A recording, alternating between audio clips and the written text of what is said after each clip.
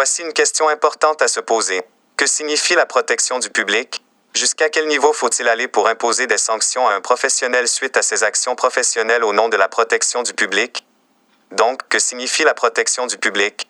Pour mieux comprendre, si nous faisons le parallèle avec une autre situation, pour mieux imager le contexte et le rendre plus facile à saisir, prenons le cas d'une personne qui possède un permis de conduire et qui fait mal un arrêt obligatoire, brûle un feu rouge ou encore stationne mal son véhicule.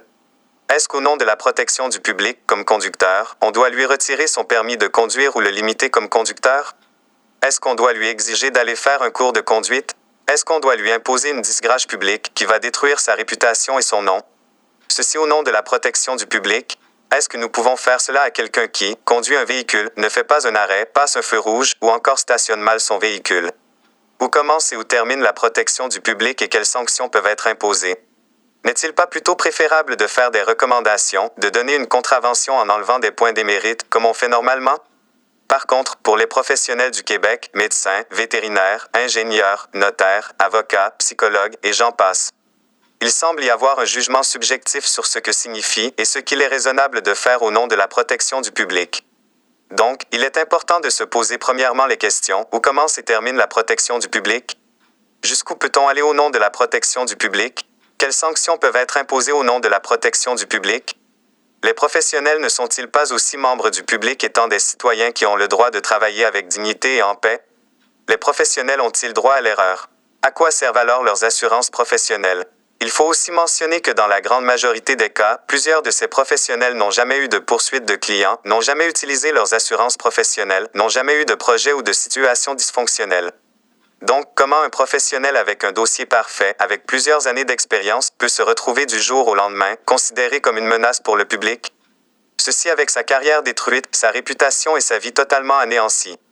N'y a-t-il pas là des raisons pour certains de tomber en profonde dépression, de faire de l'anxiété et même de remettre leur vie en question?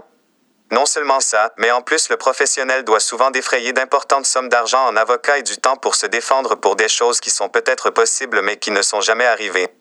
Donc, comment catégoriser, comment classifier, comment expliquer de tels comportements d'un ordre professionnel et d'un syndic qui s'attaquent à des professionnels d'une façon délibérée et quelles sont leurs motivations?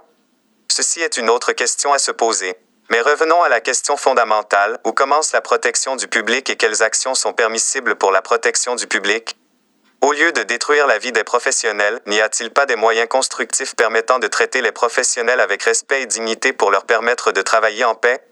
C'est une chose importante qui n'a pas été évaluée et qui se fait actuellement d'une façon subjective, désorganisée et où les professionnels sont de cobayes afin d'expérimenter un champ d'activité où plusieurs ont eu leur carrière et vie saccagée et sans droit d'exercice.